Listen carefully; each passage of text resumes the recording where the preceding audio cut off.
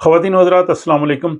आज के व्लॉग में स्वीडन की चंद अहम खबरें और अपडेट्स शामिल हैं। मुझे उम्मीद है कि ना सिर्फ स्वीडन में रहने वाले लोगों के लिए बल्कि जो दीगर ममालिक में लोग इस व्लॉग को देख रहे हैं उन्हें भी यकीनन इसमें जो है वो यकसां दिलचस्पी होगी।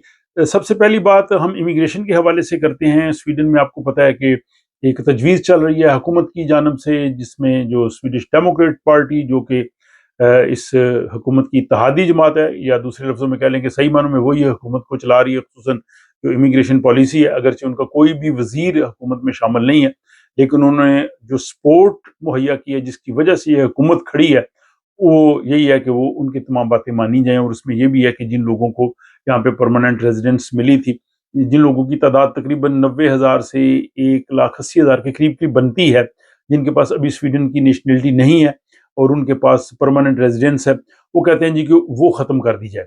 और उनको ख़त्म करके या तो वो नेशनलिटी के लिए जाएँ या उनकी जो है वो टेम्परेरी तौर पे रहें, और उनमें से भी वो लोग जिन ममालिक में हालात अच्छे हैं वो वापस जाएँ। ये एक बड़ी लंबी डिबेट है जिस पे आपने काफ़ी बात सुनी है। इस पे जो है वो रद्द-ए-अमल दिया है स्वीडन की जो सबसे बड़ी सियासी जमात है सोशल डेमोक्रेट्स, जो इस वक़्त अपोज़िशन में है और पार्लियामेंट में सबसे ज़्यादा जिनकी अक्सरियत है।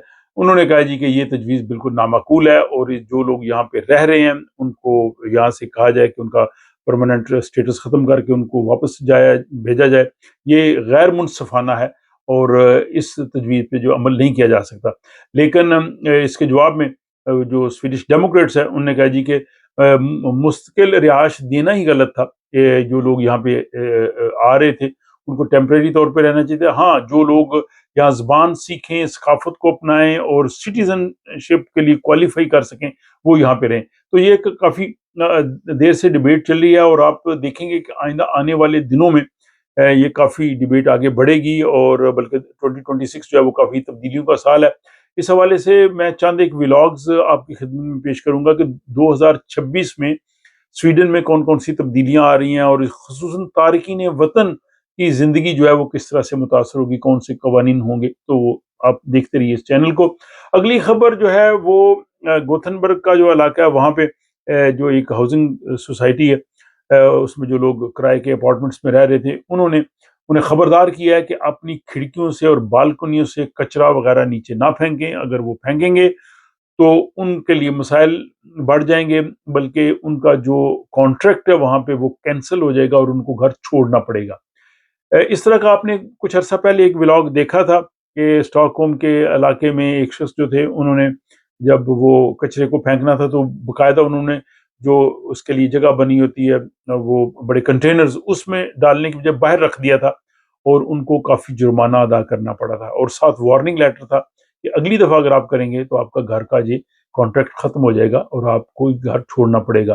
तो ये यहाँ पे जो है वो दोबारा अब उन्होंने इस तरह का वाक़या जो हुए होंगे वहाँ पे, तो उन्होंने लोगों को वार्निंग दी है। तो नाज़रीन से भी गुज़ारिश है कि जब हम जिस मुल्क में रहते हैं, वहाँ के जो कवानीन होते हैं और ख़ुसूसन सेहत और सफाई के हवाले से जो चीज़ें हैं, इनका ख़्याल रखना तो बहुत ज़रूरी है।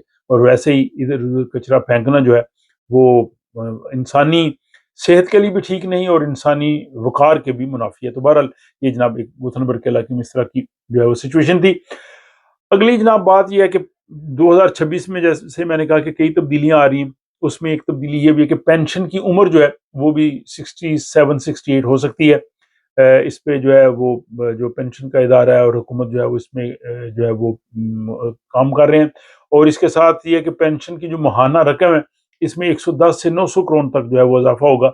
लेकिन जो गारंटी पेंशन मिलती थी वो इस तरह से कुछ कम होगी और बाकी पेंशन एज बढ़ने से जिन लोगों को कुछ फ़ायदा हासिल होते थे बीमारी की सूरत में या रोज़गारी वगैरह, वो भी जो है वो ख़त्म होंगे। तो बहरहाल इसमें जब मज़ीद अपडेट्स आएँगे तो मैं इसको मौज़ू ज़रूर बनाऊँगा अपने किसी व्लॉग का। और आज के व्लॉग की आखिरी खबर ये है कि स्वीडन में अगर आप अपना बिल अदा ना करें तो इसके बाद आपको एक रिमाइंडर आता है और इसके बाद भी अगर वो आप अदा ना कर सकें तो फिर यहाँ पे जो कुर्की का एक इदारा है क्रोनोफोगदन, उनके पास जनाब आपका केस चला जाता है।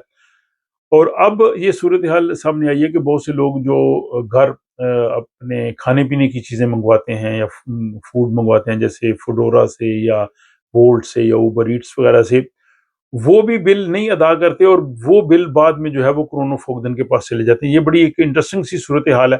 وہ کہتے ہیں کہ 2022 میں یہ صرف 384 لوگوں کے کیس جو ہے وہ ان کے پاس آئے تھے، کرونو فوگدن کے پاس، لیکن اب یہ تعداد 2926 ہو چکی ہے۔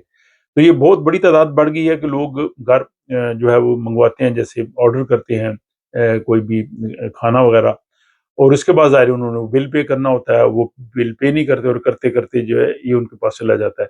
اور یہاں یہ بھی ہے کہ یہ کوئی بہت بڑی رقم نہیں ہے۔ انہوں نے کہا جی کہ عمومی طور پہ جو ہے وہ 800 کروڑ کے قریب قریب جو ہے وہ بل ہے، لیکن لوگ جو ہے وہ لاپرواہی کرتے ہیں یا وہ اس کو سیریس نہیں لیتے، لیکن معاملہ یہ ہوتا ہے کہ ان کا پھر جو ہے وہ کرونو فوگدن کے پاس چلا جاتا ہے۔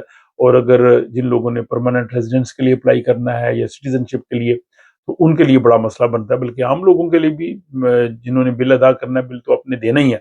تو یہ جناب یہاں کے اپڈیٹ سے آج کے اس ولاگ کے حوالے سے اپنی رائے کا اظہار کیجیے، اپنا خیال رکھیے گا۔ آپ سے ملاقات ہوتی ہے کسی اگلے ولاگ میں۔